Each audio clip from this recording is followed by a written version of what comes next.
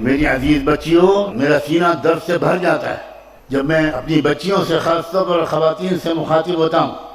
میرا غم ہلکا ہونے لگتا ہے، میری امید بڑھنے لگتی ہے، میرے اندیشے پیچھے چلے جاتے ہیں۔ مجھے حال کے خطروں کے بجائے مستقبل کی امیدیں میرے ذہن و دماغ اور احساسات پر غالب ہونے لگتی ہیں۔ نئے سرے سے عزم کرو، ہم کس ماحول میں جی رہے ہیں۔ اس ماحول میں رہنے کے لیے عقل مندی کی ضرورت ہے، اس ماحول میں رہنے کے لیے سمجھداری کی ضرورت ہے، اس ماحول میں رہنے کے لیے عزم و حوصلے کی ضرورت ہے، اس ماحول میں رہنے کے لیے اسلام کی گہری سمجھ کے ساتھ اسلام سے عملی وابستگی کی ضرورت ہے۔ اسلام صرف کلمہ نماز کا نام نہیں ہے، اسلام صرف داڑھی کرتے پاجامے اور برقعے کا نام نہیں ہے۔ اسلام ایک مکمل سویلائزیشن ہے، ایک مکمل تہذیب ہے۔ شرافت اسلام کا جز، حیا اسلام کا جز۔ اللہ اکبر! یہ حیا اور حجاب ایک زیور ہے، زیور۔ میں ایک بار دلی سے امریکن ایئرویز کی جہاز پہ سوار ہوا، سخت بیمار حالت میں تھا، بخار تھا مجھے بہت تیز۔ 3 بجے رات کو فلائٹ میں پہنچا، اس ارادے کے ساتھ کہ میں فوراً آرام کروں گا، لیکن اللہ کو کچھ اور منظور تھا۔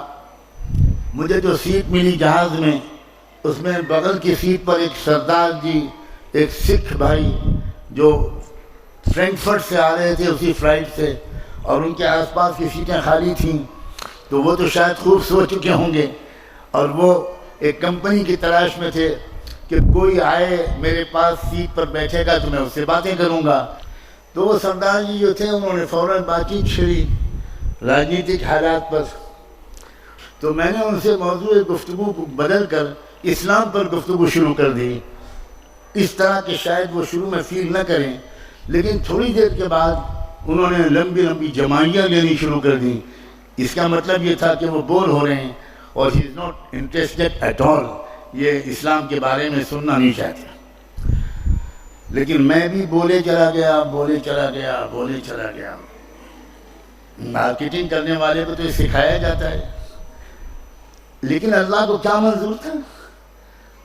سامنے کی سیٹ پر ایئر ہوسٹس بیٹھی تھی، رات کا وقت تھا، کوئی سروس کا وقت نہیں تھا۔ اس نے پیسنجرز کو ویلکم کیا، اپنے اپنی سیٹ پر بٹھایا، جہاز ٹیک آف کر گیا تو وہی بیٹھ گئی۔ جب اسلام پر میں سردار جی سے اپنے نیبر سے بات کر رہا تھا تو اس لڑکی نے، امریکن لڑکی نے پلٹ کر میری طرف دیکھا اور کہا کہ sir I think that you are talking about Islam. میں نے کہا ہاں، اسلام کے بارے میں ہم لوگ بات کر رہے ہیں۔ تو اس نے کہا can I participate in your conversation, میں بھی کچھ بات کر سکتی ہوں؟ میں نے کہا شیور، وائی ناٹ۔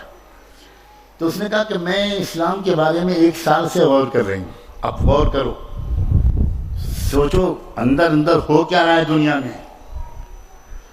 میں کچھ پڑھ بھی رہی ہوں اسلام کے بارے میں، اور آئی لو، بہت سی چیزیں مجھے پسند ہیں، بٹ کچھ کویشچنس ہیں جو مجھے بے چین کرتے ہیں۔ تو میں آپ سے پوچھوں؟ میں نے کہا پوچھو۔ میں اس وقت اسٹوڈنٹ تھا اسلامک یونیورسٹی آف مدینہ میں۔ تو اس نے مجھ سے پردے کے بارے میں کہا۔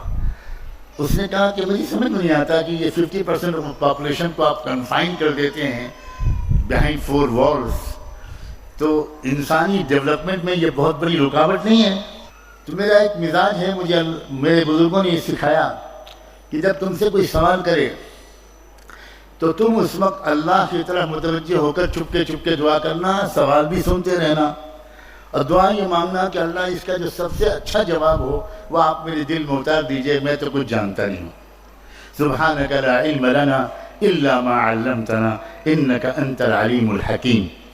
میرے دل میں ایک جواب ایسا آیا جو اس سے پہلے کبھی نہیں آیا تھا، اور میں نے ان سے کہا 1972 میں آپ کے یونائٹڈ اسٹیٹس آف امریکہ میں ٹیکسس اسٹیٹ کے کیپٹل ہیوسٹن میں ایک عجیب واقعہ پیش آیا تھا، اور وہ واقعہ ان شارٹ بیان کرتا ہوں کہ ایک صاحبزادے اپنے کار میں ایک بریف کیس میں تقریباً $20 لاکھ 2 ملین ڈالر کی مالیت کے زیورات، جیولز اینڈ ڈائمنڈز لے کر نکلے، اور مڈ نائٹ 12-1 بجے کے قریب انہوں نے ایک راؤنڈ اباؤٹ ایک چوراہے کے پاس اپنی گاڑی روکی اور اس گاڑی روک کر وہ بریف کیس نکالا اور چوراہے پر کھول کر رکھ دیا، اور اسی کنارے ایک بلڈنگ میں ایک ان کا اپارٹمنٹ تھا.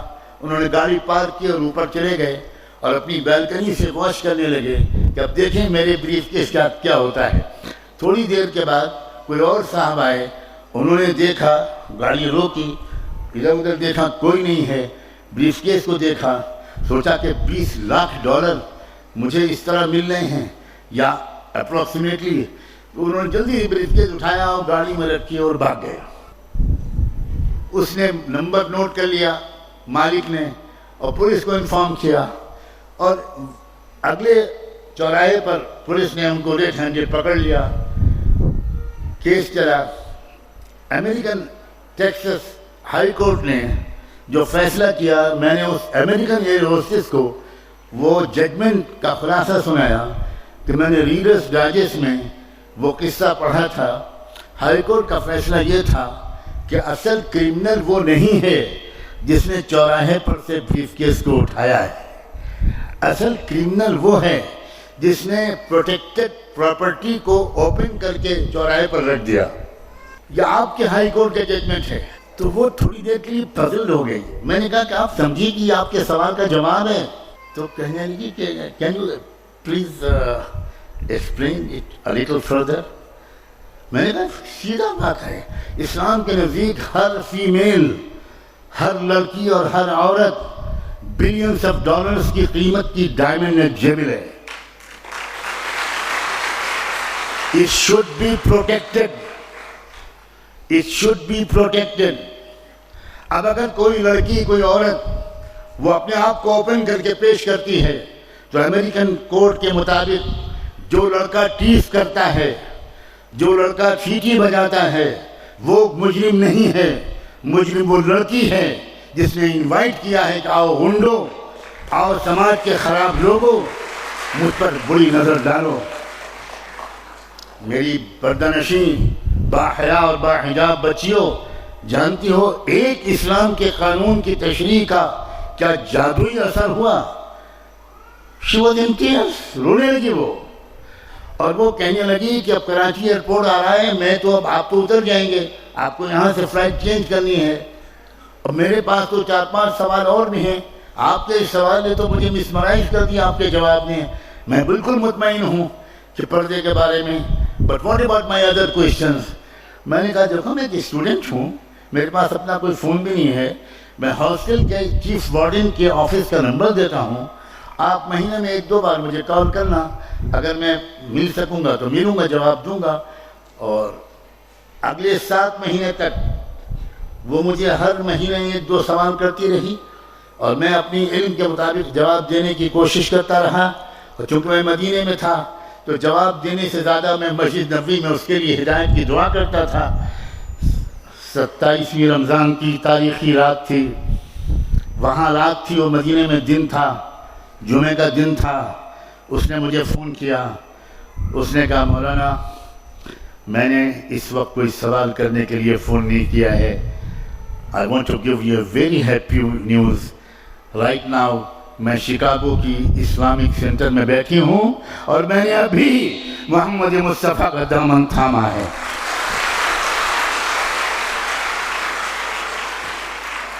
تمہارے پاس ہے لڑکیوں یہ چانس ہے کہ اپنی نان مسلم کلاس میٹس، روم میٹس، ہاسٹل میٹس، اپنی نیبرز، اپنی سوسائٹی اور محلے میں رہنے والی نان مسلم لڑکیوں سے دوستیاں بڑھاؤ اور ان سے کہو کہ پلیز لیٹ اس انڈرسٹینڈ. ہم لوگ پڑھے لکھے لوگ ہیں بھائی، ہم لوگوں کو ایک آپس میں ڈیبیٹ کرنا چاہیے، ایکسچینج آف نالج کرنا چاہیے. ہم لوگ لڑکے ہیں، وی آر سیولائزڈ پیپل. آئیے ہم لوگ بات کریں. آپ سمجھیے ہمارے حجاب کو، آپ سمجھیے ہمارے پردے کو. میں اس گھر میں رہتا ہوں، یہاں میری بیٹی بھی موجود ہے، میری بہو بھی موجود ہے. وہ پورا گھر نان مسلم سوسائٹی کا ہے. 99% لیبرز ہندو ہیں اور اپر کاسٹ کے ہیں. اور میں اپنی بیٹی اور بہو کے سامنے یہ بات کہہ رہا ہوں کہ وہاں کی پڑوس کی ہماری نان مسلم لڑکیاں، برہمن گھرانوں کی لڑکیاں وہ ان بچیوں سے آتی ہیں، وہ کہتی ہیں ہمارے سر پہ اسکارف باندھ دیجئے، آپ لوگ بڑی سندر لگتی ہیں۔ یہ سندرتا محمد مصطفیٰ کی سنت کی ہے، یہ خوبصورتی ملت ابراہیمی اور شریعت محمدی کا حسن ہے، اور اس سے تمہارے دلوں کو سکون رہے گا، اس سے تمہارے دامن پاکیزہ رہیں گے، اس سے تمہارے خیالات منتشر نہیں ہوں گے، اس سے تم ماحول کی گندگی سے متاثر